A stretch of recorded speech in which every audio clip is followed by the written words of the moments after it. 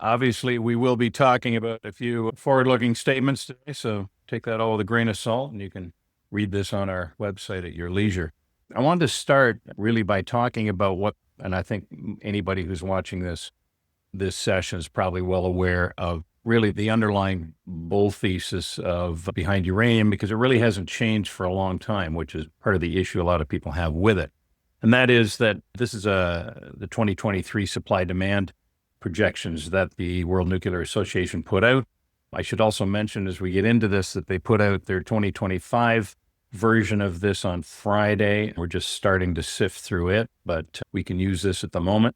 So the underlying scenario here is that as they project out production from existing mines in the dark blue, and on top of that, the restart of idle capacity for a lot of the mines that were slowed down or halted while uranium was languishing, you can see that against their baseline scenario of demand, we're falling considerably short. We've actually been producing less uranium than we consume every year for the last 7 years. So it's for a variety of reasons, we're coming into this crunch period, presumably.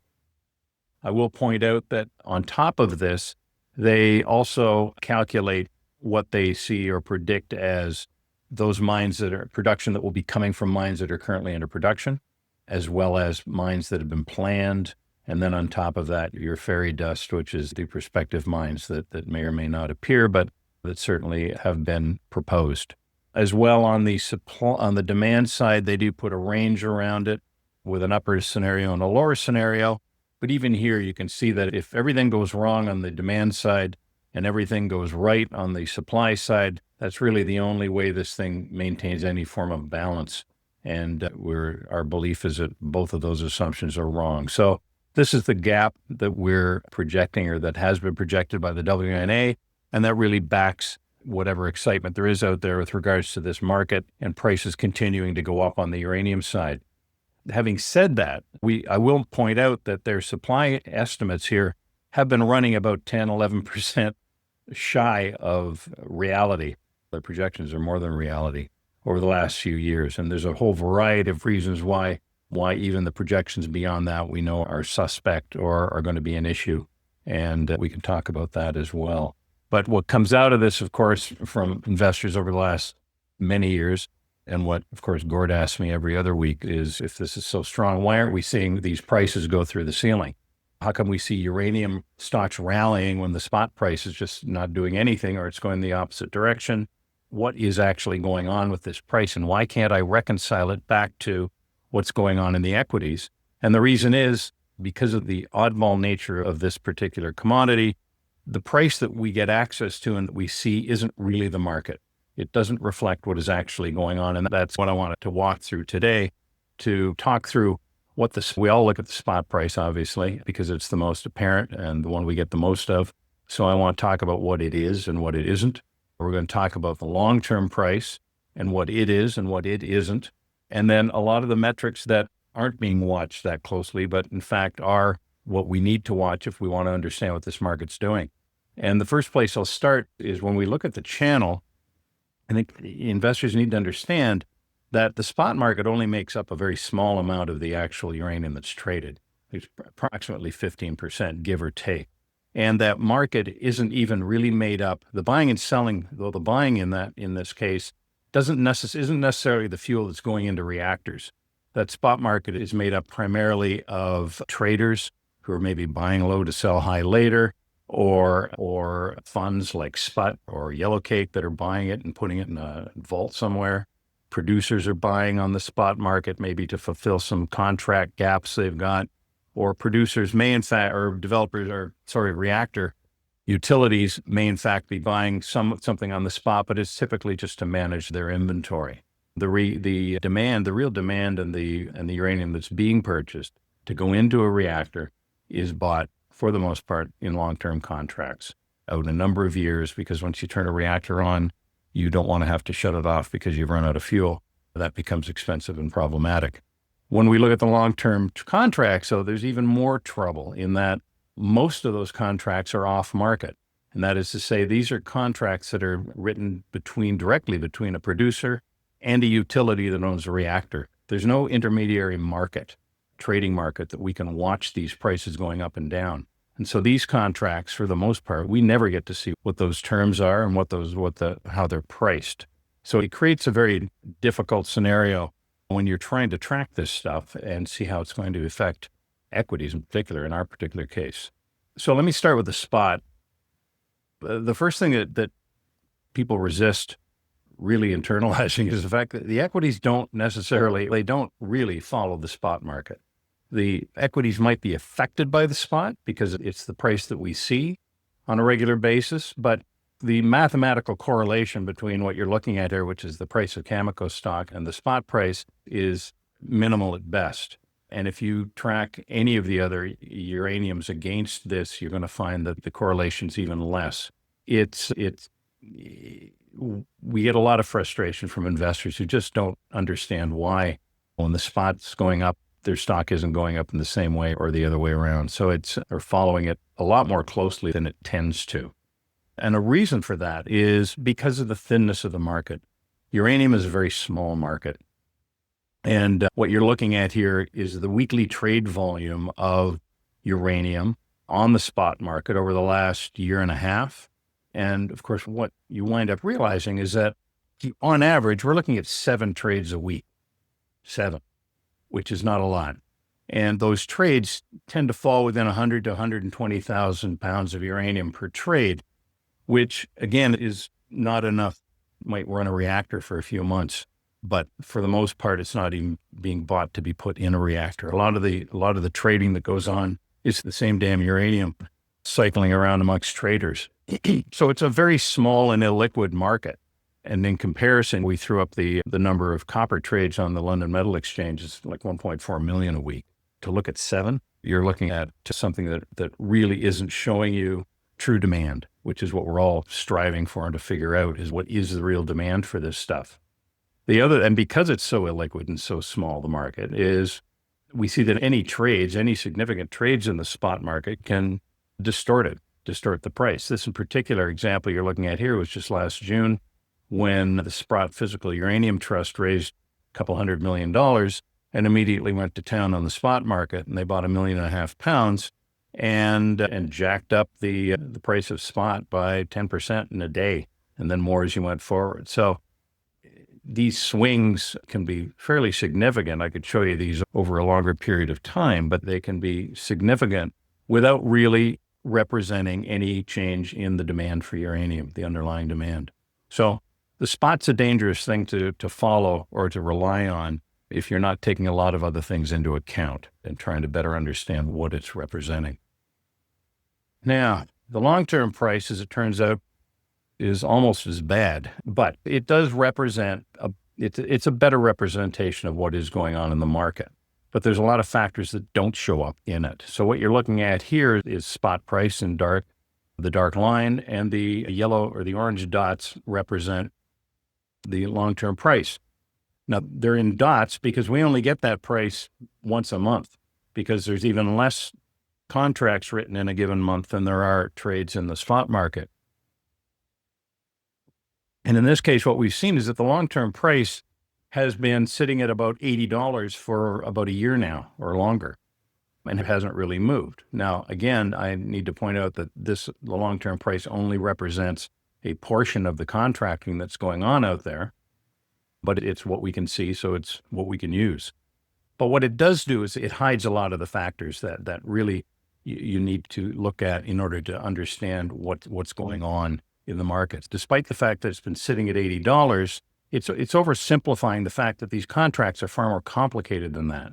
You've got a base price, sure, of $80, but in all of these contracts, you've got some form of escalator. It might be tied to inflation or GDP, or it might be tied to production costs, something of that ilk. It's linked to market in many cases, so it's linked to either the spot price to some degree over a period of time, or to a basket of spot prices, whether you got them from UXC or Trade Tech or some other form or fashion. And then there's all sorts of other features that go into these contracts. There might be a floor, a ceiling, optional volumes. Can I take more or less in any particular month than I've contracted for? Can I move those delivery dates around? Those sorts of features. And none of that is necessarily represented in the what we know is the long-term price, which is really just represents the base price of these more complicated contracts. So what some of these complications are that we watch, and these are some of the things that we really do need to watch. One is a large proportion of these things are linked to the market. The base price really only represents between 25 and 40% of the ultimate price paid for this product when it's delivered. And the rest of it is based on how it's moving with these other market factors that it's linked to. Another thing we see is these floors and ceilings. So we've got a base price of $80, but there's a floor of $60 to $70 right now. This is current information. So no matter what all the other features are, the price will not go below the floor. Same on the other side. These have all got ceilings on them to $120 to $140 right now, which is the more likely scenario we're going to see is a price that's going to be greater than $80 by the time it hits the reactor. And then thirdly is the flexibility that the utilities are getting in terms of being able to upsize or downsize quantities or shift those volumes around on a timeline. If you go back to 2020, there was about a 30% flexibility in those factors. And as of now, what we're seeing in the visible long-term market is that that's been reduced more to about 5%. The sellers are really, we're seeing them geared towards their advantage, these terms, as the market gets tighter. And this tightness is something that we're certainly not picking up in the spot price, and we're not seeing if we're just following the base of 80 as well. So what we do see and what we do know is happening in recent months and the last year or two, three, is that the utilities are having to concede on a lot of these terms in order to secure supply. There we go. Anything from you, Gord, so far? How am I doing? You're doing well. So I guess when we get into the bull and bear debate, we can discuss this more. But I guess one of the things people are concerned about, both clearly from my perspective, as well as some participants in the market, is, as you touched on in the beginning, the market seems to track spot prices. And you're explaining why that's not accurate. But if we get a significant move in spot prices, historically, has that had an effect on long-term contracted price? Yeah, what we do tend to see is the spot actually follows the factors that we're seeing within the long-term price.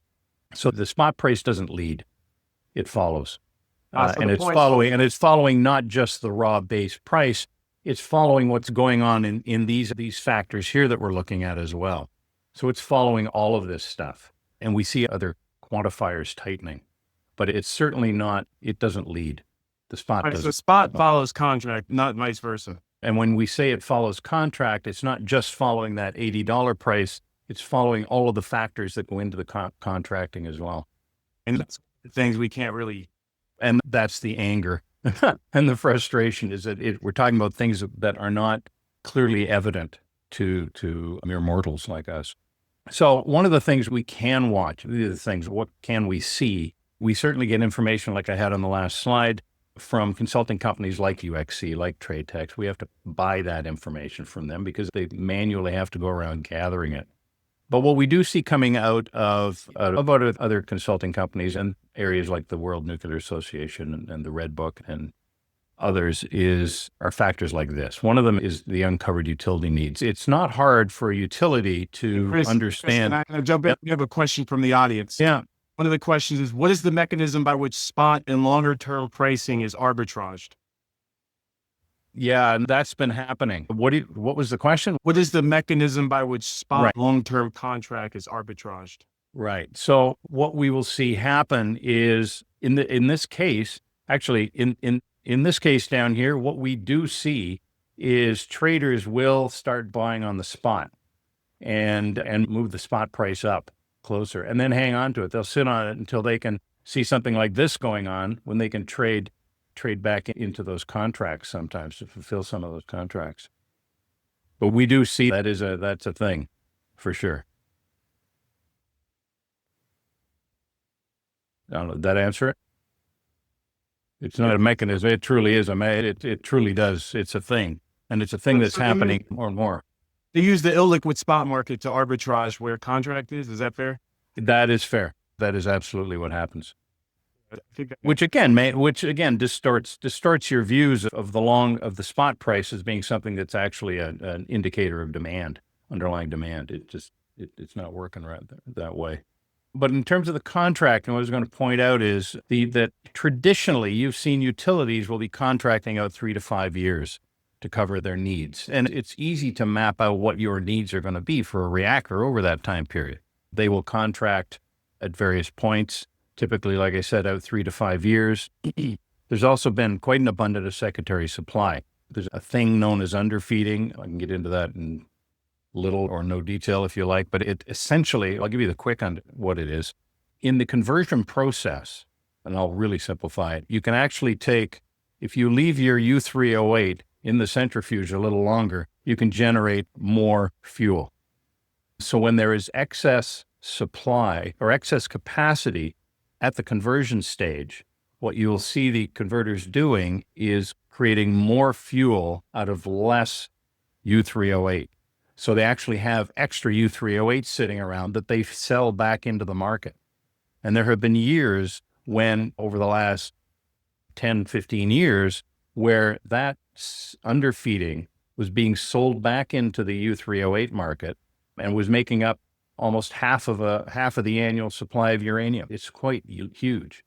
That's all gone away because now the demand is rising. We're seeing that squeeze. So they haven't got that overcapacity to provide that extra U3O8 back into the market. I don't know if that made sense. But one of the things that you'd recognize is the fact that when the U.S. stopped buying uranium from Russia, Russia was actually doing about 40% of the world's conversion. Uranium was being sent there to be converted into fuel, and then they bring it back. So once that stopped off, all of a sudden there was no excess capacity to do a lot of this underfeeding. So that's pulled product out of the market. Anyway, I'm getting ahead of myself here, but this is what was happening. We were able to rely on this to some degree, and the utilities were contracting on a rather steady basis. When the uranium price was sitting around $25, $30, $40, the utilities were leaning more into that as a source of fuel. They were contracting far less. Producers like Cameco were actually buying on the spot in order to fulfill contracts because it was cheaper than manufacturing it themselves. But what we're seeing now is that we're hitting this cliff. They haven't come back in force back to this old model and really started contracting in earnest yet. We haven't seen that yet. So the coverage is dropping. Coming into 2025, there is still 25 to 30% of their requirements that weren't contracted. For 2026, it's 35 to 40%. And from 27 and beyond, 70% of their fuel requirements haven't been contracted yet. And that's the biggest gap that we've seen in 30 years. So there is this pent-up contracting that we're also waiting to see coming into the market. And that's, I think, when you will start seeing real movement in what we see as the base price for long-term uranium, and things will really start to perk up at that point in time quite drastically.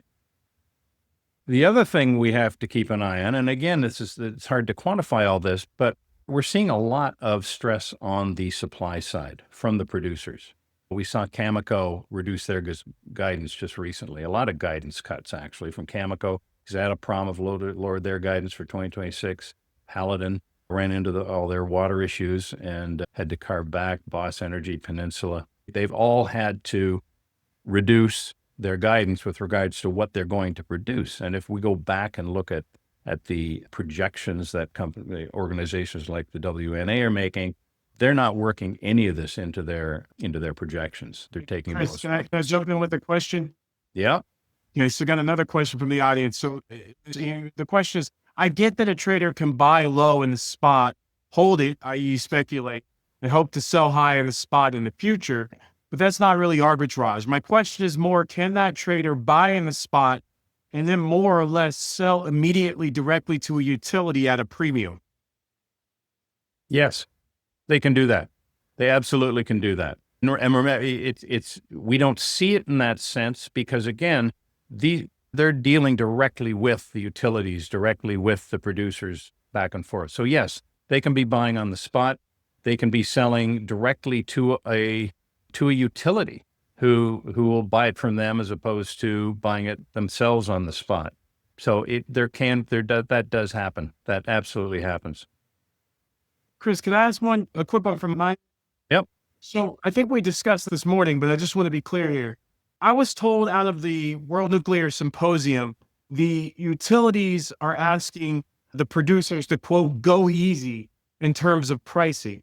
What I'm being told is the utilities have it entirely wrong. And the thought is, as you highlighted earlier, there's a cost to contracted cost, but what's being excluded from those costs are some of the items you highlighted, but i.e. sunk costs like discovery, geological, geophysical, et cetera, escalators, et cetera. So the idea that after 10 years of taking it on the chin, the producers are going to go easy on the utilities seems to be a backwards way of looking at things. At least that's what I was told from some of the contacts I spoke to. I don't know if you agree or disagree with that, but we'll love your thoughts. Why would they? Why, if I was a producer who's been suffering for the last 10, 15 years, watching these guys buy up my product at pennies on the dollar, why would I ever give them a break now? But I'm more confused at the fact that that somebody thinks the utilities are asking that of the producers, because that doesn't make sense to me. I don't believe that the utilities are as focused on price as they are on access. Full stop.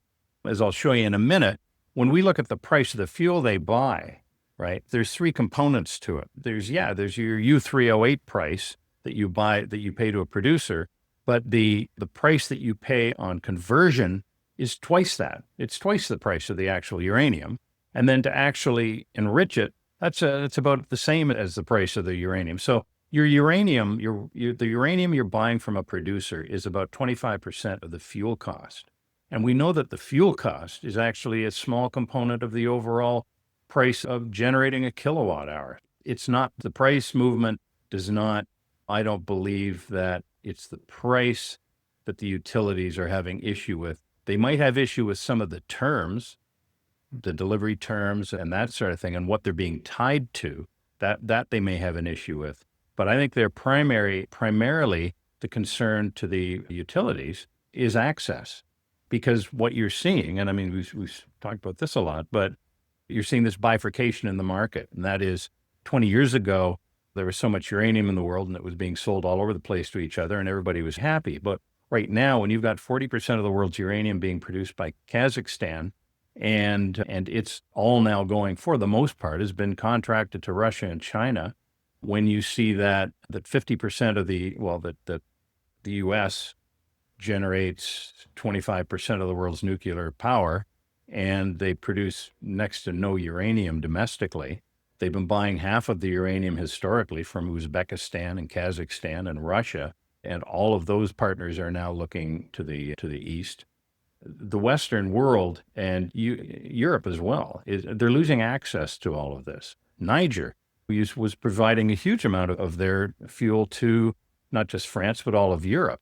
And hell, a coup took them out. And now the Russians have gone in and they're going to be mining and exporting that uranium. So it's really, and sorry, this may not even be the question you asked anymore, Gord, but really it's access that the utilities are having an issue with. So I can see them squawking over some of the terms, but certainly not the price. How's that? That's helpful. Okay. So again, when we're trying to figure out then what the heck are we supposed to be looking at? Again, these are difficult to quantify, but it's these guidance cuts. It's these other stress aspects they're running into, the technical issues. Again, too many of these projections are based on a mine going into production without any problems whatsoever. And a mine never goes into production with no problems whatsoever. It just doesn't happen. Talking about the fuel cycle, this is what I was touching on before this stuff goes into a reactor. We're focused on the price of the U3O8 here, but this UF6 price on the conversion has to be added to that. And then there's the SWU, the SWU, which is the enrichment component, all gets added to this process. And generally, people aren't following those prices. What you're looking at here is a graph, and the dark here is the long-term price of U3O8, but the light blue is the conversion, and the orange is the enrichment.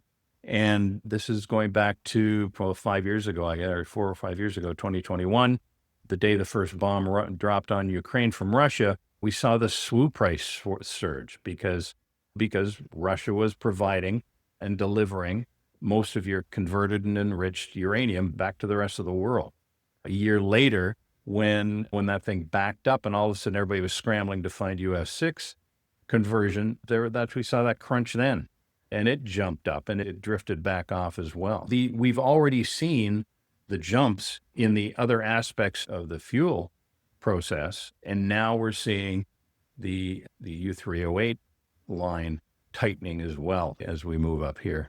And again, we started to see mines underperforming, secondary sources of uranium drifting off, and that's what was pushing up that long-term price. Now, the other thing too, demand, and I'm not going to focus much on demand because I think a lot of the demand stories are taking up too much of the news flow. We are, as far as I can see, our real issue lives on the supply side. I think supply has been overly exaggerated in terms of how quickly it's going to be available and come to market, but it's pretty easy to talk about the demand side and all the data centers and AI and all the countries. And there are many countries that are now all of a sudden moving to uranium or moving to nuclear that didn't before. Again, it is part of... Got another question from the audience here. Yeah. Is anybody building SWU capacity outside Russia?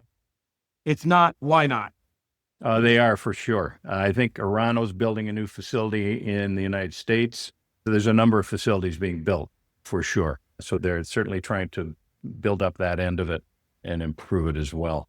But again, it doesn't happen overnight. When you're talking about uranium, and certainly when you're talking about converting it into fuel or enriching it, you start to run into a lot of regulatory walls, hurdles, and safety aspects, and neighborhoods that don't want them in their backyard, et cetera, et cetera. So it doesn't happen overnight. But yes, absolutely, there's a lot of projects underway to compensate for what's being lost to Russia. So again, the last point on demand, yes, we see a lot of this stuff in the headlines and probably too much discussion with regards to growth. We see the AI thing is certainly big and sexy. We've seen a lot of governments changing their policies around nuclear. Countries like Australia, who has the largest uranium reserves in the world, still doesn't allow you to build a reactor down there, but they're looking to change that. Most of their states don't allow uranium mining. So a lot of those reserves that we know of aren't even accessible. So there's a lot of things, though, on the demand side that are pushing things up. But again, I think the real issue, what we come back to at the end of the day is what's the real demand? What's the real usage of this stuff from year to year? And what's really coming to market and really being made available? And I think that's where the real gap is between supply and on a daily basis, what's going into a reactor. So the things at the end of the day that we watch and that we need to watch if we're trying to track this or can see what's going on is what is that uncovered demand? And when we see it really starting to move, I think we're going to see it spike. Actually, that's going to be the biggest indicator I think we're going to see is when that uncovered demand starts to change. But in the meantime, we're going to be watching guidance from the producers, from the big boys, see what they're doing and not doing, how they're affecting that U3O8 input, how the other prices in the fuel cycle are moving. And I guess at the end of the day, we do need to watch reactor growth and what's going to, at the very minimum, maintain the current demand levels, if not drive them significantly higher.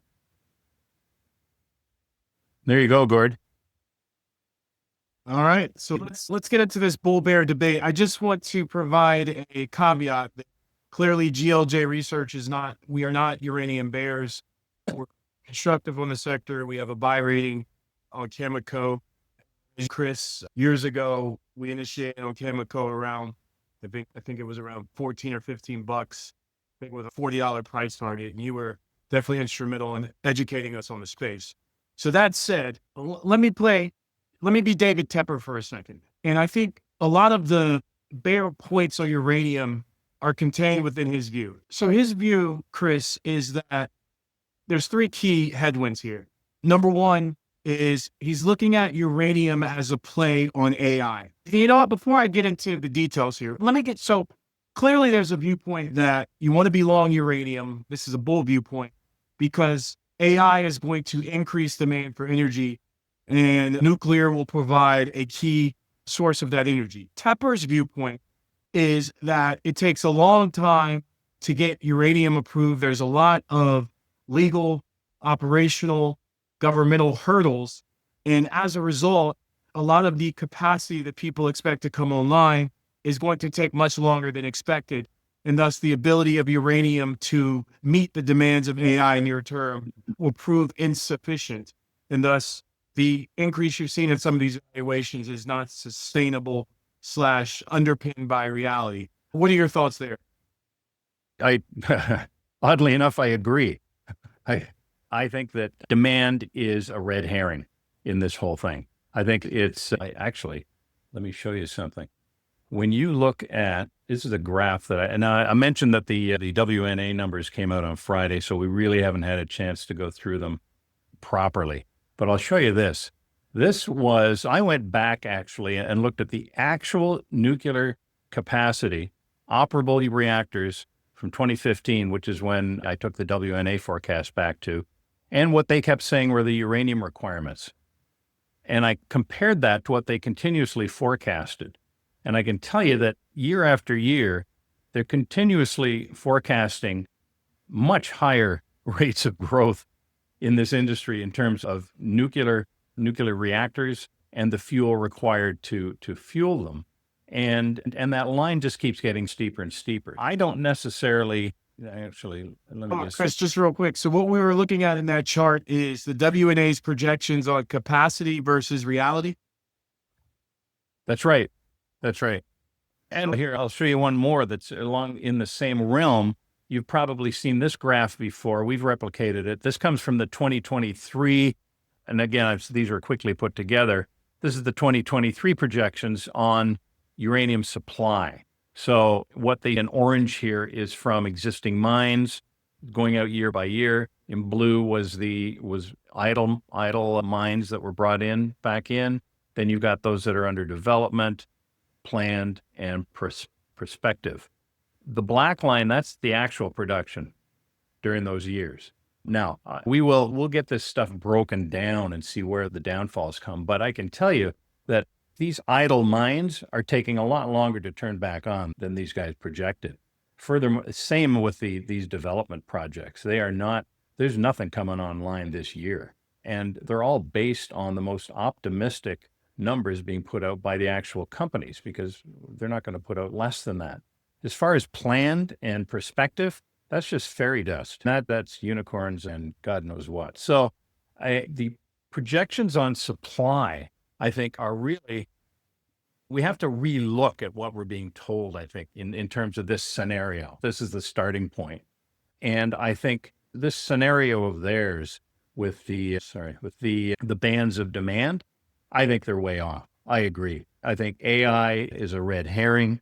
I think the reactors that are planned and proposed and spoke about, again, are not coming into play. We're not seeing, they assume that when a reactor, oh no, I'm not talking about the mines again, but we're not, all these reactors that are under construction, we don't see them falling down into the operable layer over the last umpteen years.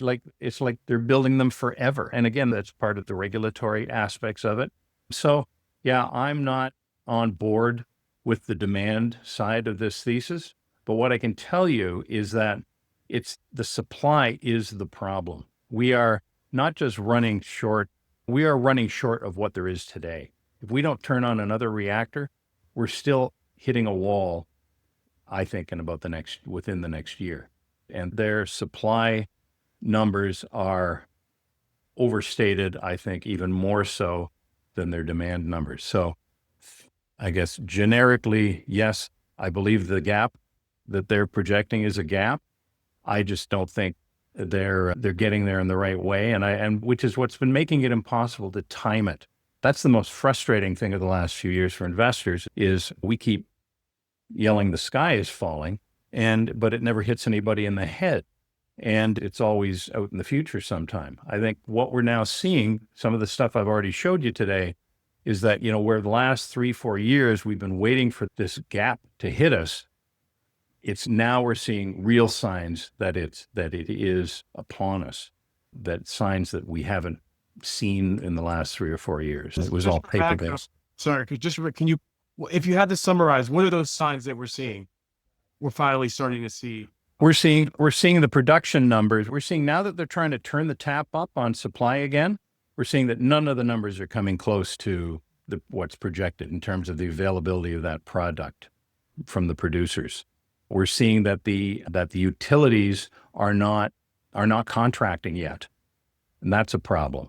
That they're not contracting while all this other stuff is going on. We're seeing the geopolitical aspects in this industry like we've never seen before. We're seeing China stockpiling like we've never seen before. We're seeing uranium fuel now being pointed towards Russia and China as opposed to Europe and North America.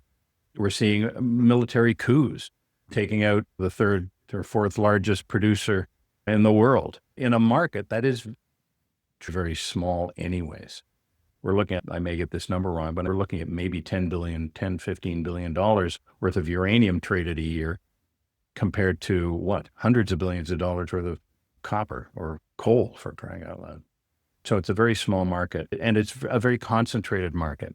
60% of your uranium is coming out of Canada, Australia, and Namibia. So anytime you see bumps and hiccups along the way there, you're shocking the system.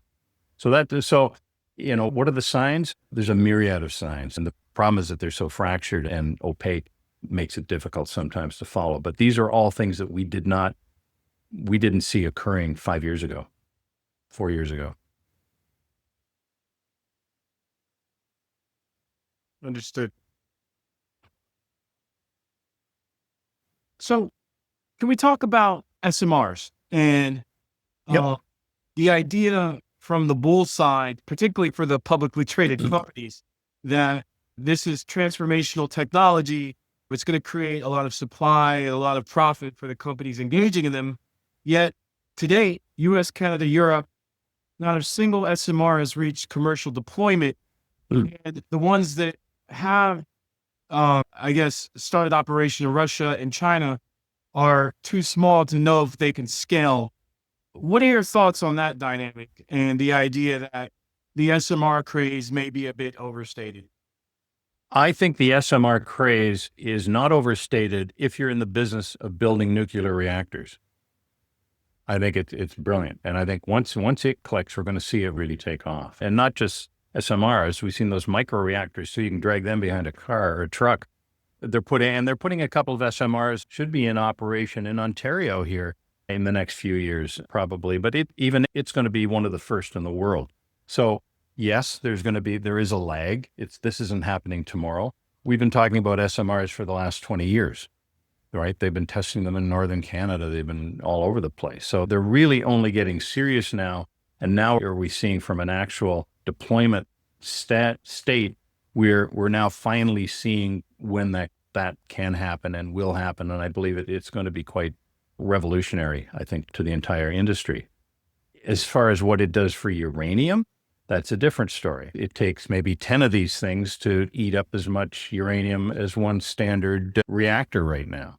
And you feed them once and you don't feed them again for a long time. So it's going to require less uranium, not more uranium, to do this. But at some point in the future, it does become a factor when you're building out demand. And I can tell you these demand numbers that we're looking at here from 2023 don't include SMRs or the data center scenario stuff as well. Those are all, but I do understand that they've been batched into the numbers that came out on Friday, which we have not had a chance to really look at detail.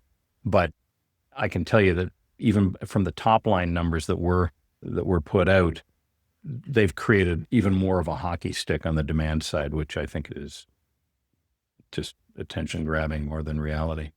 Yeah, we have another question from the audience. Just answer this, but I just want to make sure. So the question is, how big of a role will micro reactors, Oklo, NuScale, et cetera, play? Are NB and security concerns hard to overcome for distributed generation?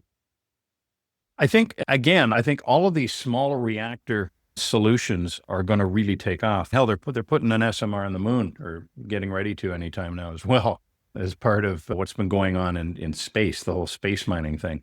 And so to the extent that you can take a small modular reactor and put it in any remote community and you've now got power forever and a day, or take it to the oil sands out in Alberta. Now you've got power for these remote mining projects, on and on. I think the same goes with the microreactors, or the small ones you can drag around. Not that you drag them around all the time, but they're much more compact. They just become a far more efficient and cost-effective way to deliver real true baseload power. From a safety standpoint, they also are, I think they're actually, and again, I might be just talking out of my hat, but as I understand it, the fuel containment is safer. It's a lot safer than in the big reactors where you've got fuel coming and going all the time and rods coming in and out and being changed. These things get fueled once, and they're fueled in a way that does not make them easily accessible, like impossibly accessible, and not as dangerous in terms. Remember, none of this stuff, you can't explode any of this stuff. All you can do is release it in a way that sends radioactivity out and starts to hurt people. But there's no concern about turning it into a bomb. That just is a mechanics around that are impossible. And they are typically built in such a way that you'd be hard pressed to do anything destructive with it. One of the things that pointed out when Russia was first attacking Ukraine and they were all concerned about, they were sending bombs and things, or there was offices and things at the reactor on fire, and everybody was concerned about what that was going to do. Those things are designed to withstand an airplane being flown into them. The safety aspects built around these things are insane, and so you can't have bad people coming and doing bad things to them easily by any means. Okay, so follow-up question was, are these, I guess, only remote, the SMRs? No, the ones that they're putting in Ontario are supplementing what currently goes out of our larger nuclear plants in Pickering. So no, absolutely not. They're not. You don't have to be remote by any means. They can go anywhere and supplement power needs.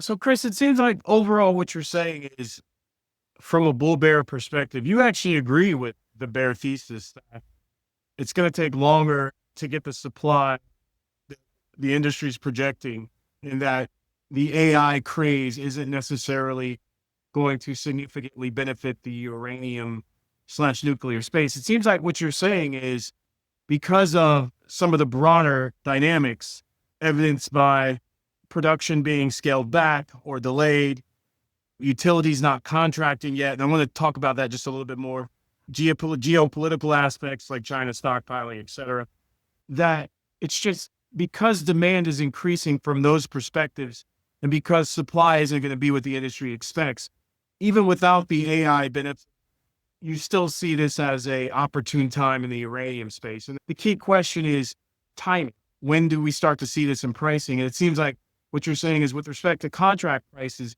even though they've been steady, some of the other dynamics like escalators and miners, including some of the other costs, may mean that SWU prices, et cetera, may mean that prices are moving up even though we don't see it. Is that a fair synopsis? Absolutely. Yeah, that sums it up pretty well. And you see it, Gordon. What was the average price of the uranium that was delivered by Cameco in the last quarter?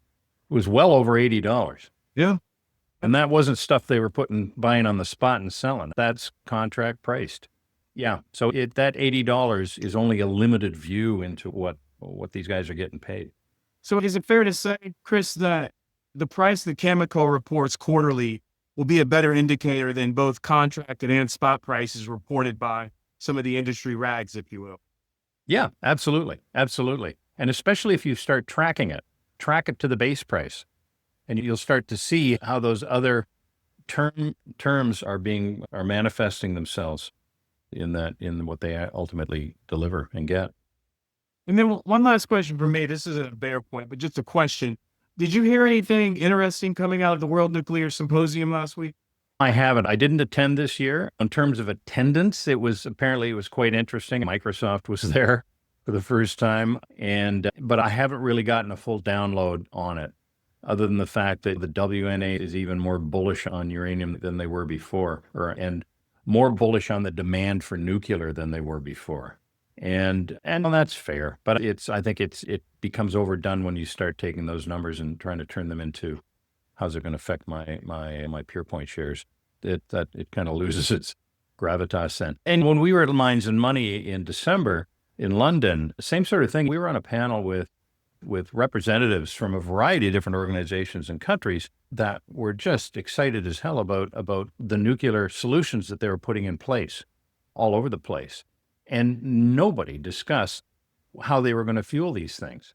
They were just heading down that path of we're going to put these things in and nuclear is the way to go, and for all the right reasons. And so I can see how the WNA numbers do accentuate that fact that everybody's quite keen on nuclear right now. But I think the real investor's viewpoint needs to focus on supply of uranium to the real demand. What's currently operating now. Forget the pie in the sky stuff. Look at the demand today, map it out in a reasonable way, and you'll see how the fuel supply side of it is just falling short and falling shorter every day. Chris, one last question for me, and I keep saying that, but what's your expectation then on the price, the quarterly price the Cameco is going to report over the next 2 to 4 quarters? Is your expectation it's flat, it's up, or it's down? I think you're going to continue to see it moving up. You're going to continue to see it moving up. And like I say, I haven't done this, but it'd be interesting to map those numbers against the long-term base price that we see, that $80, and to see how it's moving upwards, because what that will be reflecting is all those other terms that we don't get to see. Or even what they're actually getting as a base price. Yeah. And I guess you would say the best way to track those quote unquote other terms would be to look at things like SWU prices, et cetera. Yeah. There's a variety of things, and I think it's in the deck. We did put a slide in here that talks about where you can get a lot of this information. And again, it's hard to get, requires. And I will mention a little self-promotion here. We put out a podcast every Tuesday morning. It's 10 minutes long, and it just talks about last week's pricing in the uranium market, any news that's relevant to the stuff we've talked about. It's a quick hit. We do have a channel on YouTube where we talk about all this stuff. We've got 5-minute videos on underfeeding and that kind of stuff. And we do put out a monthly newsletter on all the exploration news that comes out. So there's places to go to get information, but unfortunately, it's not coming in a nice, compact news flow ticker that we can keep an eye on. And last question for me.